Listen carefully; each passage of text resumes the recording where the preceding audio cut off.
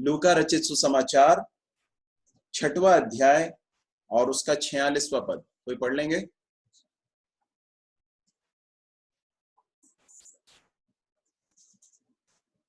जिसे मिल जाए कृपया पढ़ लें।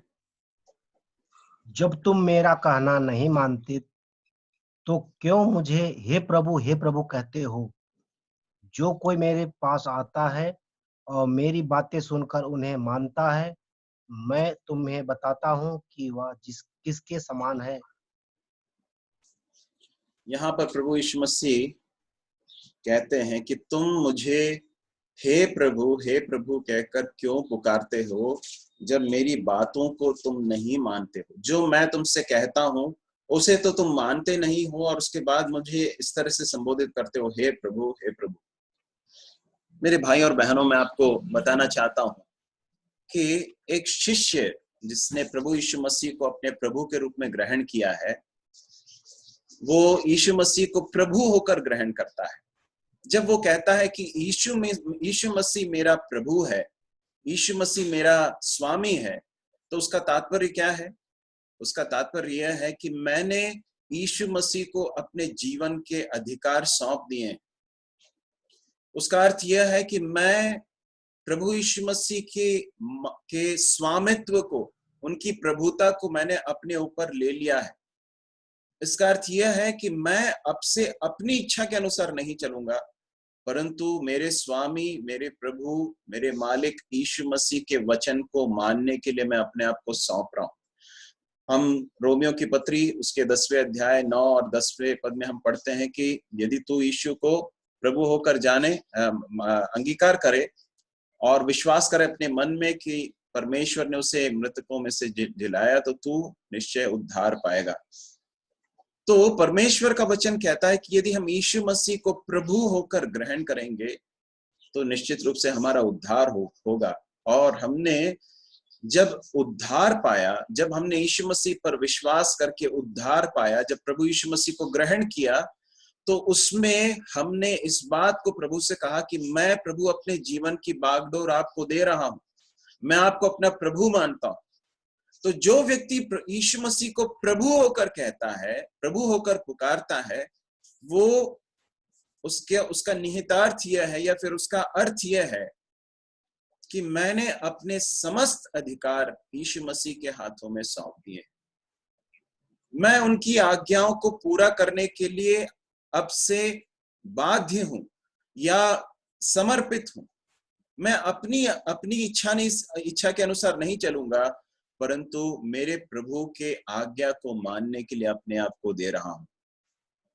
और जब लोग यीशु मसीह के पास आते हैं, प्रभु यीशु मसीह को प्रभु प्रभु कहकर पुकारते हैं और उनकी बात को नहीं मानते हैं, उनकी आज्ञाओं को नहीं मानते हैं, तो ये बहुत बड़ा एक विरोधाभास है, बहुत बड़ा एक कॉन्ट्रडिक्शन। यदि हम यीशु मसीह को प्रभु होकर कहते हैं और उसकी आज्ञाओं को नहीं मानते हैं, तो फिर हम जो कह रहे हैं वो सिर्फ एक दावा है, उसमें कोई सच्चाई नहीं है। इसलिए इस बात को प्रभु यीशु मसीह ने कहा कि तुम क्यों मुझे प्रभु प्रभु होकर कहकर पुकारते हो, परंतु मेरी बातों को नहीं मानते। मेरे भाई और बहनों, हम हमारे जीवन में कितने आज्ञाकारी हैं, परमेश्वर के वचन के प्रति हमारी आज्ञाकारिता क्या है, कितनी है, ये इस बात का प्रमाण है कि हम वास्तव में प्रभु को जानते हैं या नहीं। और यीशु हमारे जीवन का प्रभु कौन है, हमारे जीवन का स्वामी कौन है, वो इस बात से प्रमाणित होगा या लोगों को समझ में आएगा, या हम खुद भी इस बात को समझ पाएंगे कि हम वास्तव में यीशु मसीह के शिष्य हैं और यीशु मसीह हमारा प्रभु है या नहीं। वो इस बात से प्रमाणित होगा कि हम कितने आज्ञाकारी हैं। मेरे प्रिय भाई और बहनों, परमेश्वर के वचन के ज्ञान को रखना और परमेश्वर के वचन के अनुसार चलना, इन दोनों में बहुत बड़ा अंतर है।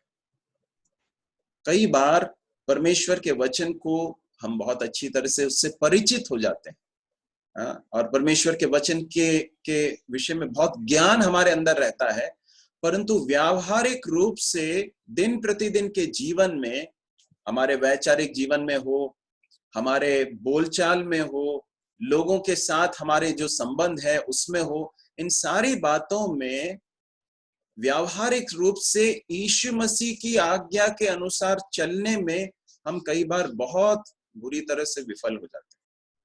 आज ये समय है जब प्रभु के इस कथन के द्वारा, या एक तरह से प्रभु उनको डांट रहा था कि तुम मुझे प्रभु प्रभु कहकर तो पुकारते हो, परंतु मेरी आज्ञाओं को नहीं मानते। और आगे जाकर उसके आगे के पदों में प्रभु यीशु मसीह कहते हैं कि जो मानता है और जो नहीं मानता है उसका अंतर क्या है। उसे पढ़ेंगे कोई, उसके आगे के पदों को, 47 और उसके बाद के पदों को कोई पढ़ लें।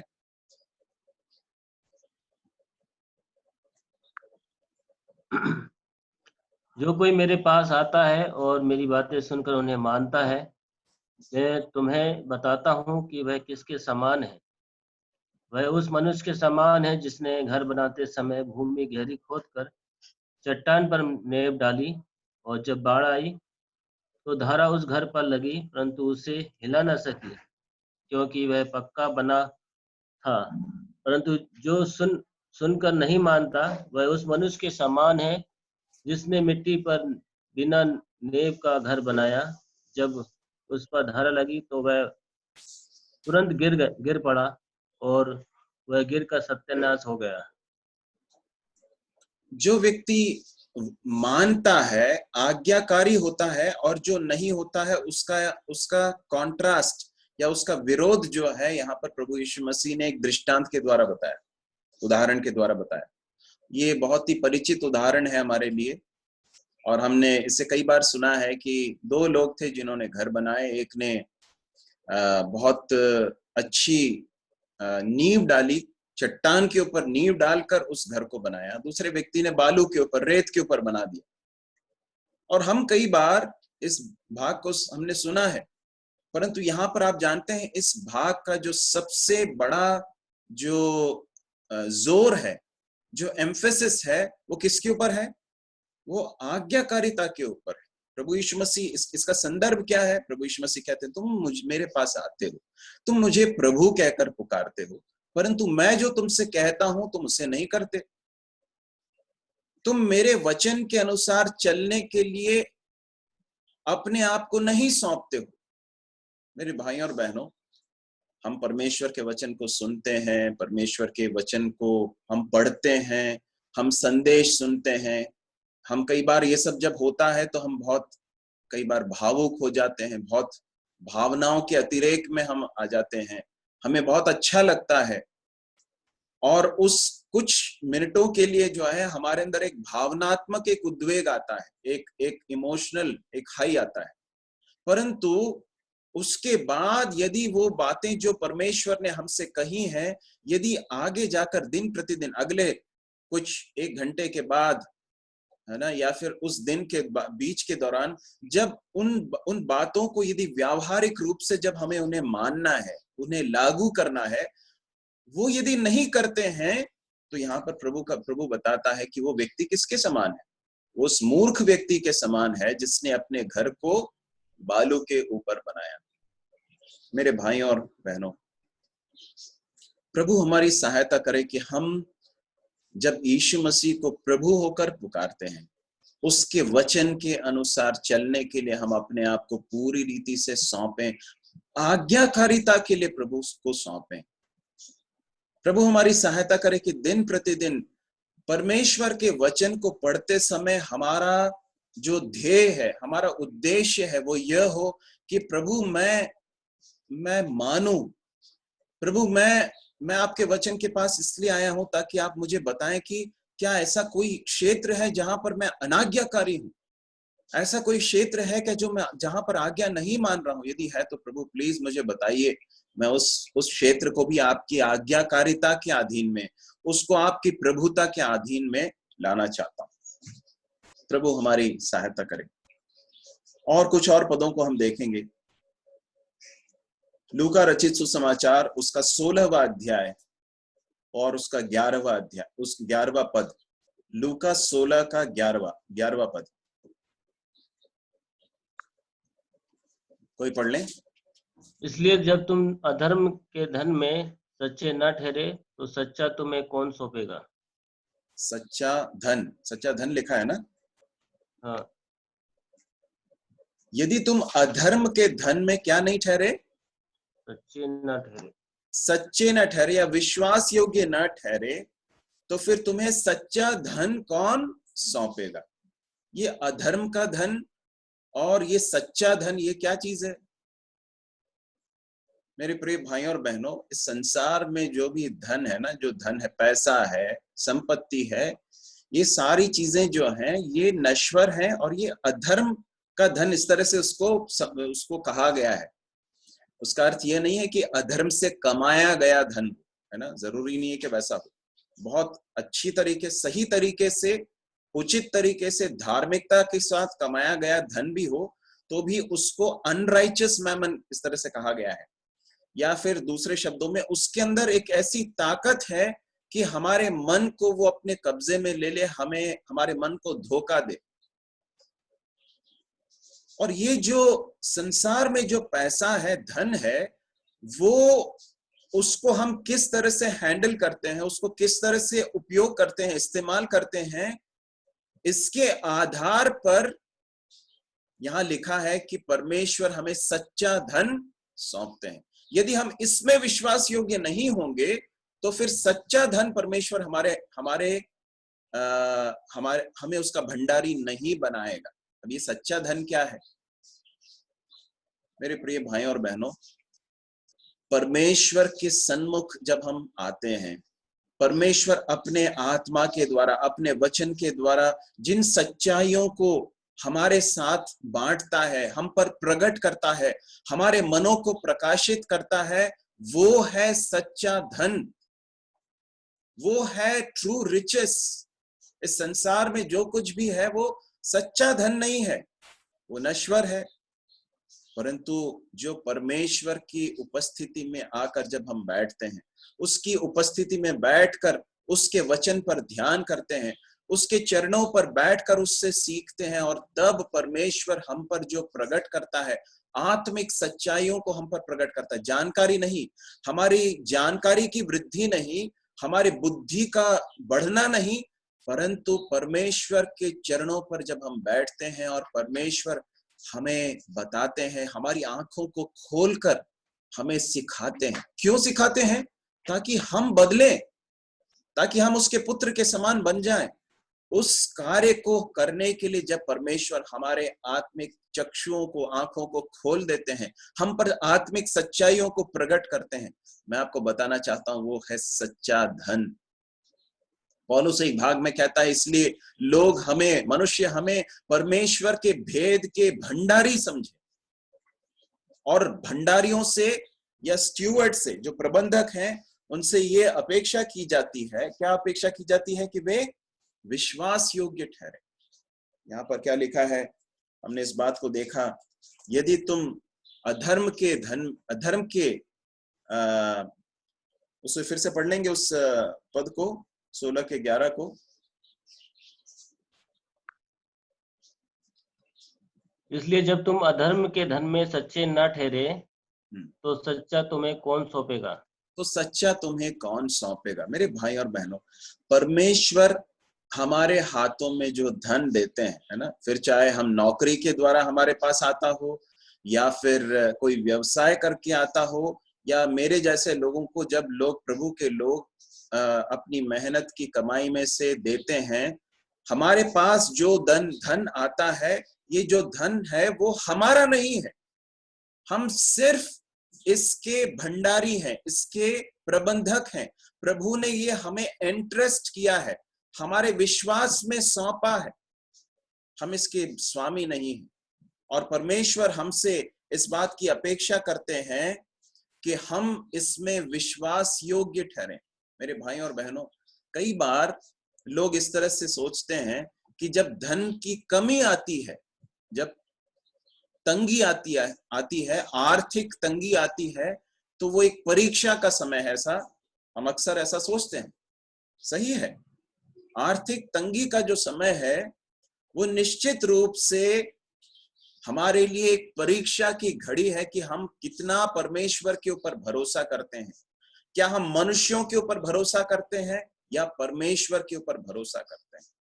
आर्थिक समस्याओं से जब हम गुजरते हैं तो निश्चित रूप से ये हमारे विश्वास की एक परीक्षा है, लेकिन इसका एक दूसरा पक्ष भी मैं आज आपको बताना चाहता हूं। वो क्या है मालूम? वो यह है कि जब परमेश्वर आपके हाथों में धन सौंपता है, आपकी आवश्यकताओं से अधिक जब धन सौंपता है, जब आपके पास धन की बहुतायत आती है, तो वो समय भी आपके विश्वास की एक परीक्षा है, आपकी विश्वास योग्यता की परीक्षा है। मेरे भाई और बहनों, प्रभु हमारी सहायता करे कि हम इस तरह से समझ सकें, चाहे पैसे की कमी हो या पैसे की अधिकता हो। यदि अधिक है तो भी ये एक तरह की परीक्षा है, एक तरह का एक टेस्ट है कि इस बात को देखने के लिए कि मैं उस धन को किस तरह से उपयोग करूंगा। मेरी आवश्यकताओं से अधिक जब धन मेरे हाथों में प्रभु देता है, तो परमेश्वर बड़े ध्यान से, बहुत ध्यान से मेरी ओर देखकर इस बात की जांच कर रहा है कि मैं किस तरह से उसे हैंडल करता हूं।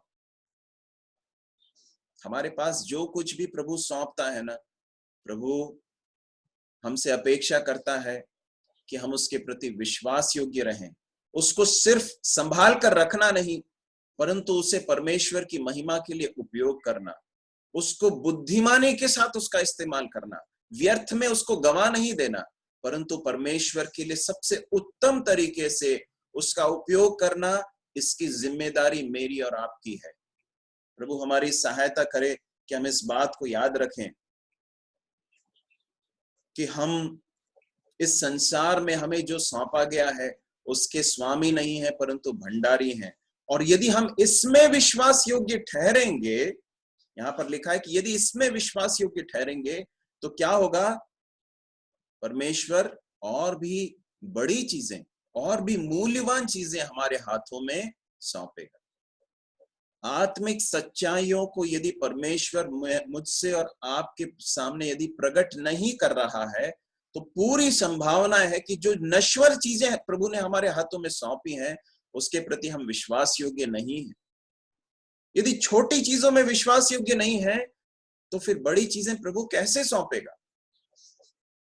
छोटी चीजें, ये सब देखिए, संसार में जो धन है, पैसा है, जायदाद है, जमीन है, ये सारी चीजें है ना, परमेश्वर के इकोनॉमी में, परमेश्वर की अर्थव्यवस्था में इसका मूल्य ज्यादा कुछ है नहीं। ये सब नश्वर चीजें हैं।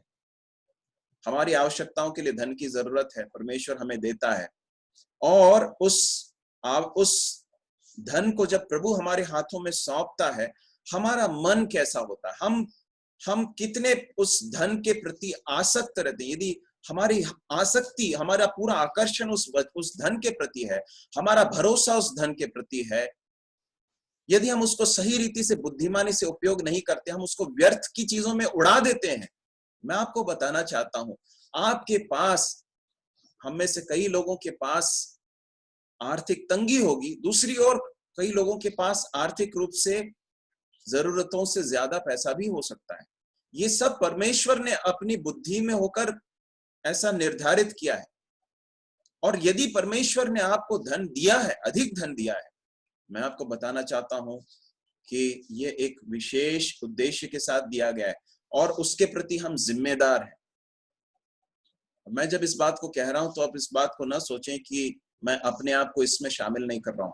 मैं, आप, हम सब के सब हमारे हाथों में जो सौंपा गया है उसके प्रति जिम्मेदार हैं, जवाबदेह हैं।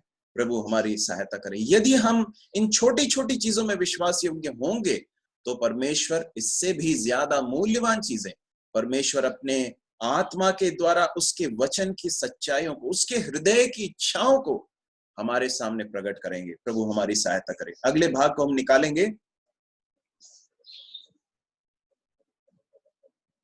यूहन्ना रचित सुसमाचार 5वां अध्याय, उसका 44वां पद। John chapter 5 verse 44। यूहन्ना 5 का 44।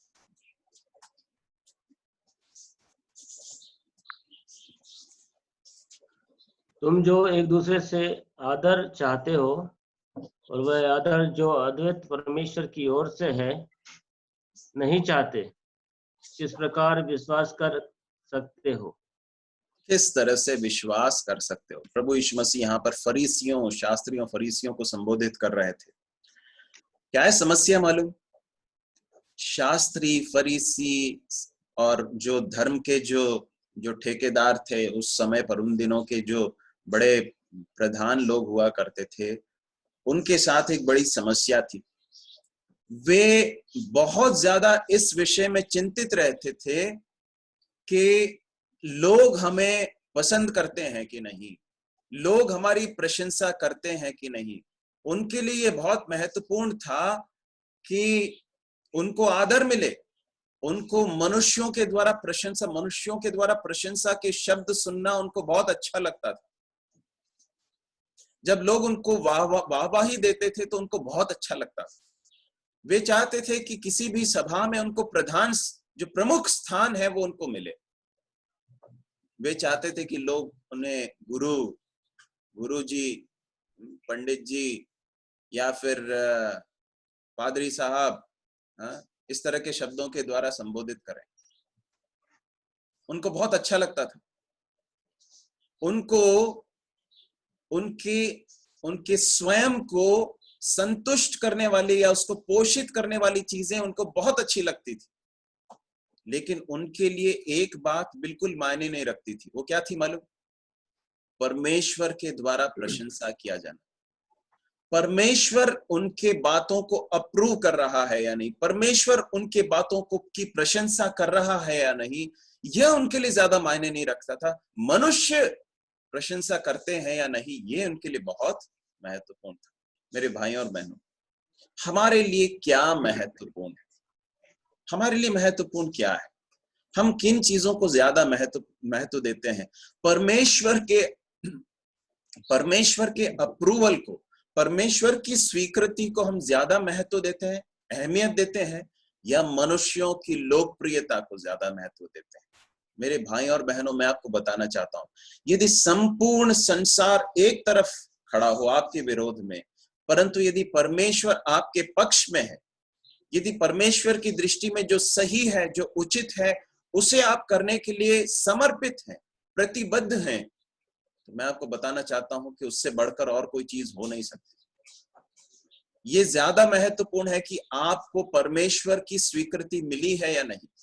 आपके कार्य के ऊपर, आपके विचारों के ऊपर, आपके गतिविधियों के ऊपर, आपकी बातचीत के ऊपर, आपकी सेवा के ऊपर परमेश्वर की स्वीकृति की छाप है या मनुष्यों की प्रशंसा है?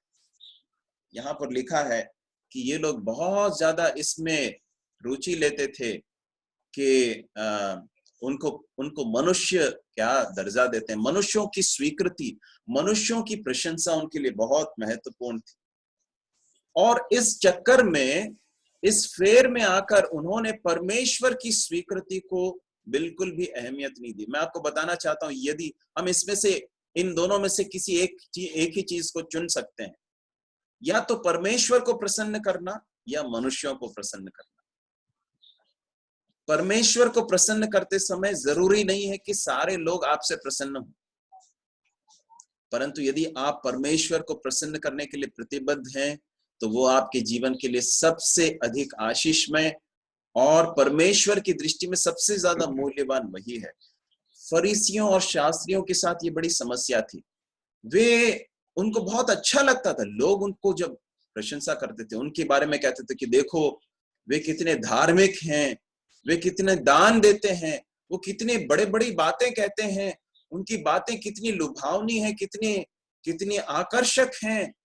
उनके बारे में लोगों की जो राय थी, ओपिनियन था, वो बहुत उनके लिए बहुत महत्वपूर्ण था, परंतु परमेश्वर की दृष्टि में उसका कोई मूल्य नहीं था। परमेश्वर कहता है कि ये सारी चीजें बहुत सस्ती चीजें। मेरी दृष्टि में क्या है महत्वपूर्ण? मेरी दृष्टि में अप्रूवल तुम्हें मिला है या नहीं? आप जानते हैं, अय्यूब की पुस्तक में हम पढ़ते हैं, वहां पर अय्यूब के विषय में परमेश्वर अपने द्वारा, अपने मुंह से कुछ कहता है। क्या कहता है? किससे कह रहा है? शैतान से कहता है। शैतान से कहता है कि क्या तूने मेरे दास के ऊपर दृष्टि की है? उसके समान कोई खरा व्यक्ति नहीं, बुराई से दूर रहने वाला कोई व्यक्ति नहीं। खराई से चलने वाला निर्दोष व्यक्ति।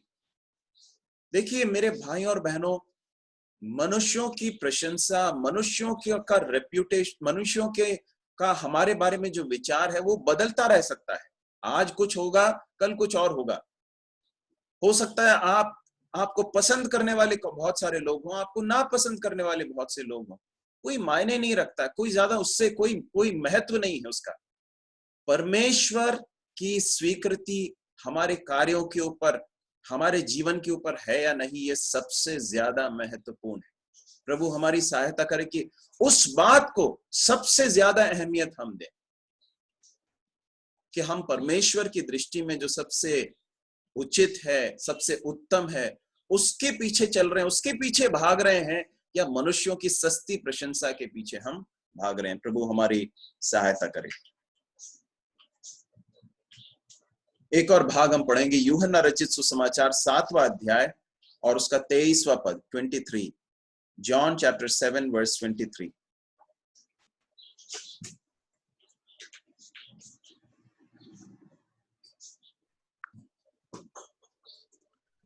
जब सब्त के दिन मनुष्य का खतना किया जाता है, ताकि मूसा की व्यवस्था की आज्ञा टल न जाए, तो तुम मुझ पर क्यों इसलिए क्रोध करते हो कि मैंने सब्त के दिन एक मनुष्य को पूरी रीति से चंगा किया। अब जानते हैं यहाँ पर इसका संदर्भ क्या है। प्रभु यीशु मसीह ने सब्त के दिन एक व्यक्ति को चंगा किया, और फरीसी और शास्त्री जो थे वे बहुत क्रोधित हो गए। ऐसा लिखा है, वो क्रोधित हो गए।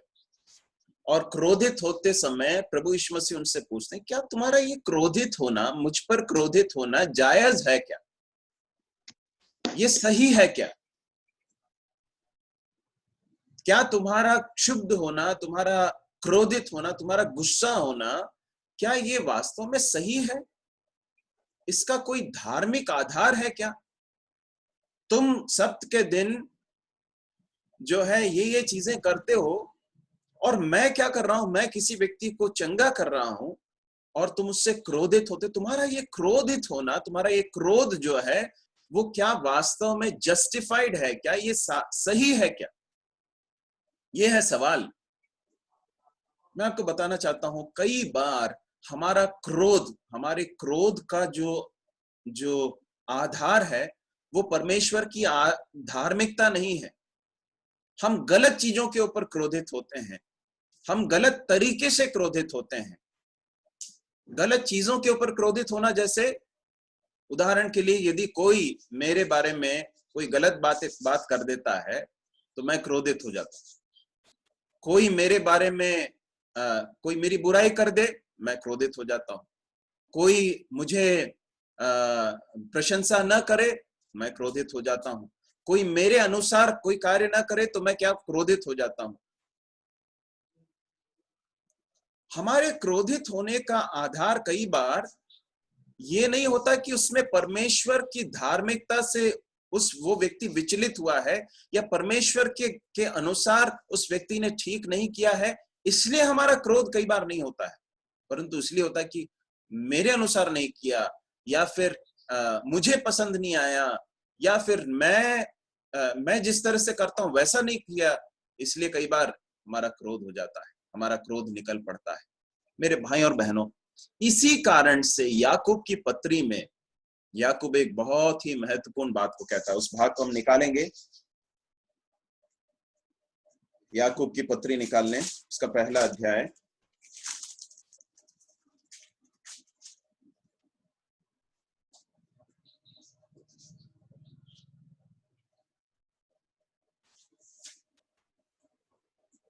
उसके 19वें पद को पढ़ लें, 19 और 20 दोनों को पढ़ लें।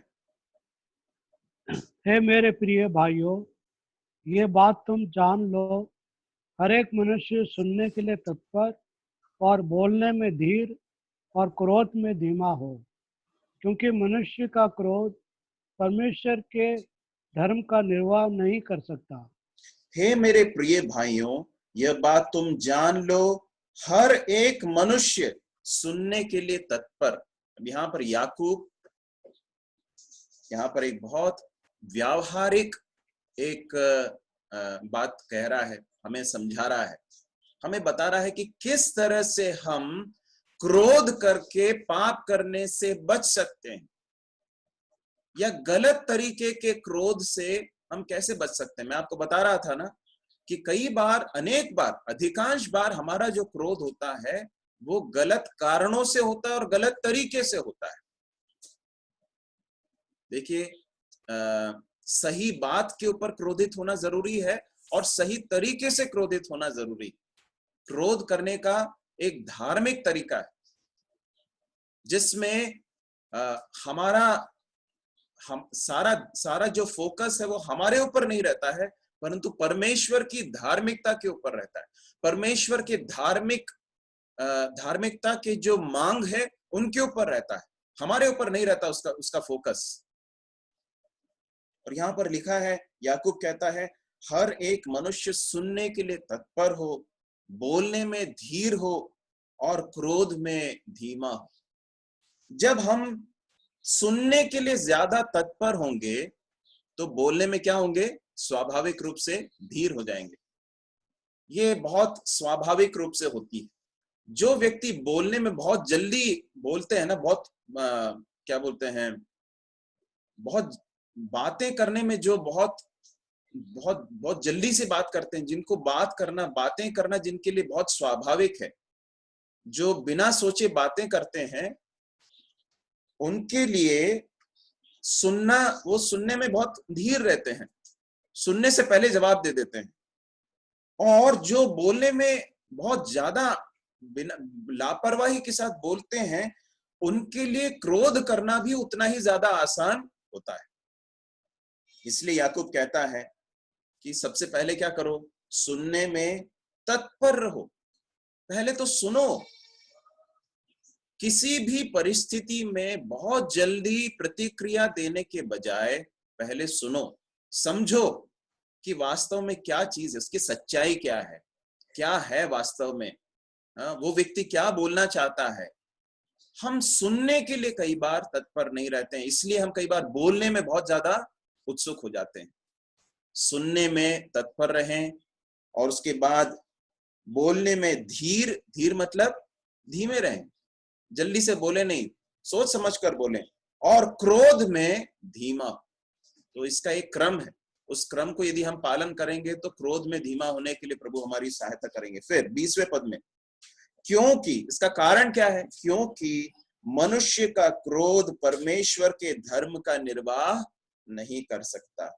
मनुष्य का क्रोध परमेश्वर के धर्म का निर्वाह करके शब्द यहाँ पर प्रयोग किया गया। निर्वाह जो है, उसके लिए अंग्रेजी में जो शब्द है वो यह है कि परमेश्वर की धार्मिकता को प्रकट नहीं करता है, या परमेश्वर की धार्मिकता को मैनिफेस्ट नहीं करता, दिखाता नहीं, लोगों के सामने खुलासा नहीं करता है, या परमेश्वर की धार्मिकता के प्रावधानों को पूरा नहीं करता है। मनुष्य का क्रोध जो है वो अधिकांश समय उसमें अधर्म रहता है, परमेश्वर की धार्मिकता की मांगों को वो पूरा नहीं करता है। और इसलिए बहुत जरूरी है कि हम क्रोध करने में जो है हम धीमे रहें, क्योंकि क्रोध करने में पूरी संभावना है कि हम पाप कर बैठे।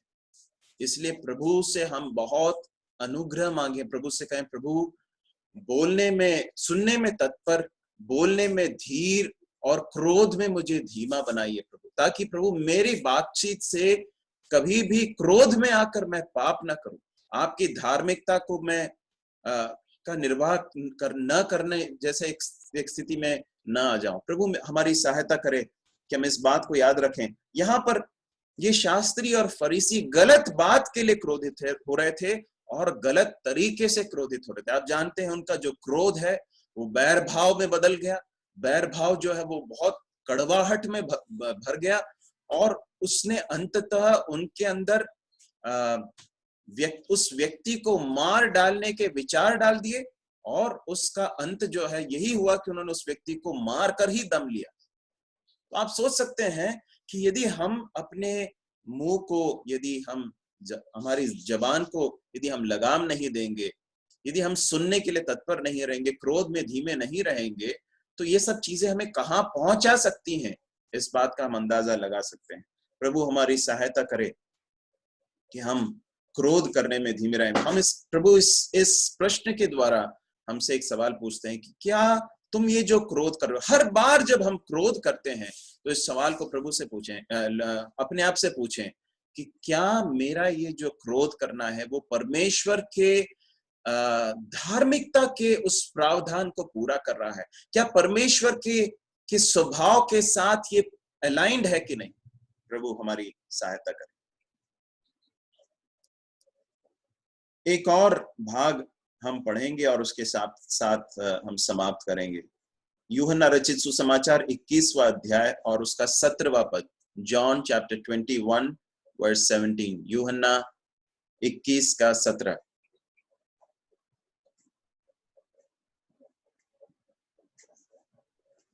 पढ़ लें। उसने तीसरी बार उससे कहा, हे शमौन यूहन्ना के पुत्र, क्या तू मुझसे प्रीति रखता है?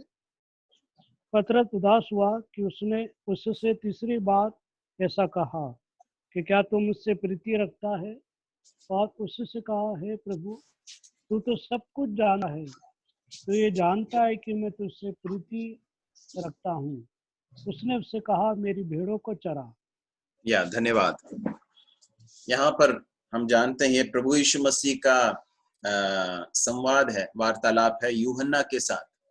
आप जानते हैं, सॉरी, पतरस के साथ, माफ करें, पतरस के साथ। और पतरस जो है वो, उसके विषय में यदि हम ध्यान से देखें तो हम समझ सकते हैं कि पतरस सुनने में तत्पर नहीं था, है ना, और बोलने में बहुत आगे रहता था, और इसलिए क्रोध भी कई बार बहुत जल्दी कर जाता था। और यहाँ पर हम जानते हैं कि उसके साथ क्या हुआ था। उसने बहुत जोश में आकर कहा था कि प्रभु, मैं तो आपके साथ, मैं तेरे लिए मरने के लिए तैयार हूं।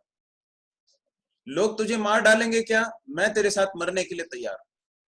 इतनी बड़ी बात वो उसने कह दी। प्रभु यीशु मसीह ने कहा कि हे पतरस, तू नहीं जानता, तू जानता नहीं कि तेरे अंदर मुझसे मेरे आज्ञाओं को मानने के लिए और मेरे वचन के अनुसार करने के लिए तेरे अंदर अपने आप में कोई ताकत नहीं है।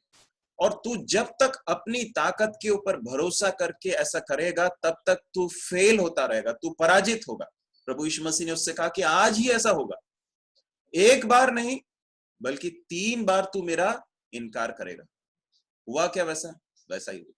क्यों ऐसा हुआ? क्योंकि पतरस का भरोसा अपनी ताकत के ऊपर था। प्रभु, मैं करूंगा, मैं मरने के लिए तैयार हूं, मैं अपनी ताकत से मैं कर सकता हूं। प्रभु बताना चाहता था, तू नहीं कर सकता, तू नहीं करेगा, बल्कि तू आज बहुत बुरी तरह से फेल होने वाला है। प्रभु जानता था। लेकिन मेरे भाई और बहनों, प्रभु ने पतरस को क्षमा किया। आप जानते हैं, तीसरी बार जब पतरस ने इनकार किया, उसके बाद जो है मुर्गे ने बांग दी, और उसके बाद फिर हम पढ़ते हैं कि प्रभु यीशु मसीह ने फिर कर अपनी नजरों को जो है पतरस की ओर फेरा, और जैसे ही प्रभु यीशु मसीह की नजरों के साथ पतरस की नजरें मिली, हम पढ़ते हैं कि पतरस को बात याद आई कि प्रभु ने ऐसा कहा था। वो बाहर गया और फूट फूट कर वो रोया, ऐसा लिखा है। क्यों रो रहा था पतरस? क्योंकि पतरस को समझ में आ गया कि मैं जिस ताकत के ऊपर भरोसा करता था, जिस बुद्धि के ऊपर भरोसा करता था, मैं अपनी ताकत के ऊपर जो भरोसा करता था, वो कितना व्यर्थ है। मैंने अपने इस मुंह से अपने प्रभु का इनकार किया। बहुत ग्लानि के साथ, बहुत दुख के साथ वो रोते हुए अपने उस गलती को मानता है। और आगे जाकर प्रभु यीशु मसीह पुनरुत्थान के पश्चात उससे मिल रहे हैं, और प्रभु यीशु मसीह उसके साथ बातचीत कर रहे हैं। और हम इस बात को हमने कई बार पढ़ा है। प्रभु उससे कहते हैं कि हे पतरस, क्या तू मुझसे प्रेम करता है? क्या तू इन सब से बढ़कर तू मुझसे प्रेम करता है? तो मेरे भाइयों और बहनों, आज फिर से ये सवाल न सिर्फ पतरस से, परंतु आज प्रभु हमसे भी कह रहा है। क्या सवाल क्या है? कि क्या तू मुझसे प्रेम करता है? क्या तू इन सब से बढ़कर तू मुझसे प्रेम करता है? क्या अपनी नौकरी से ज्यादा तू मुझसे प्रेम करता है? तू क्या अपने पति अपनी पत्नी से ज्यादा तू मुझसे प्रेम करता है? तू अपने बच्चों से ज्यादा क्या तू मुझसे प्रेम करता है? क्या तू अपने माता पिता से ज्यादा बढ़कर मुझसे प्रेम करता है? क्या तेरी संपत्ति से अधिक तू मुझसे प्रेम करता है? तेरा सबसे बड़ा प्रेम किसके लिए है? क्या तू अपने मनोरंजन से ज्यादा बढ़कर तू मुझसे प्रेम करता है? क्या तू अपने दोस्तों से ज्यादा बढ़कर मुझसे प्रेम करता है? मेरे भाई और बहनों, पतरस के लिए ये तीसरी बार जब प्रभु यीशु मसीह ने ऐसा कहा, उसको बहुत दुख हुआ, क्योंकि ये जो सवालात किए जा रहे थे, सवाल किए जा रहे थे, ये पतरस को उसके हृदय की वास्तविक अवस्था को उजागर करके बता रहा था। और अंत में वो टूट कर प्रभु से कहता, प्रभु आप सब कुछ जानते हैं, आप जानते हैं कि प्रभु मैं आपसे प्रेम करता हूं, लेकिन मेरा ये जो प्रेम है ये बहुत कमजोर प्रेम है, ये भी आप जानते हैं। मेरे भाई और बहनों, हमारा जो प्रेम है ना, उसमें भी बहुत कमजोरी है, उसमें भी बहुत विफलताएं हैं। हमें प्रभु से अनुग्रह मांगने की जरूरत है। प्रभु मुझसे मेरी आप सहायता कीजिए कि मैं आपसे प्रेम कर सकूं, सबसे बढ़कर प्रेम कर सकूं, और आपके प्रति मेरा प्रेम सबसे बढ़कर।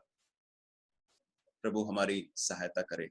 कुछ सवालों को हमने देखा, बहुत सारे सवाल हैं और भी जो परमेश्वर के वचन में हम देखते हैं। प्रभु यीशु मसीह लोगों से सवाल करते हैं, बातचीत करते हैं। इन सारी बातचीत से हमें बहुत सारी आत्मिक सच्चाइयां सीखने को मिलती हैं। प्रभु हमारी सहायता करे कि इन सारी बातों के द्वारा जो भी परमेश्वर की आत्मा ने हम पर प्रकाशित किया है, मैं फिर से बता रहा हूं, प्रकाशित किया है, जो बातें आपके मन पर प्रकट की हैं, उसको मानने के लिए हम अपने आप को सौंपें। ऐसा ना हो कि आज हमने संदेश सुना, कुछ देर के लिए एक बहुत अभावनात्मक अतिरेक आया और उसके बाद भूल गए। उसके बाद जब उस बात को, वचन को मानने का जब समय आता है, उस समय पर ये वो वचन हमारे मन में ही नहीं है। ऐसा हमारे साथ ना हो। प्रभु हमारी सहायता करे। इस वचन के पढ़े जाने पर, इन वचनों के अध्ययन के ऊपर परमेश्वर अपनी आशीष दे, परमेश्वर के पवित्र नाम की महिमा होने पाए। कोई भी भाई प्रार्थना करके समाप्त करेंगे।